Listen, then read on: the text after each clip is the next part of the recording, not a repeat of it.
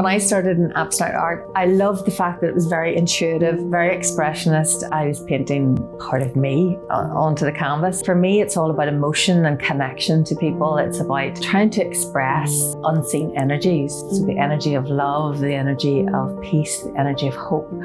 And you'll see in my paintings a lot of contrast. So there'll be dark areas and light areas. And I use this to try and express that feeling of something better is on the way. You want to create artwork that connects to other people.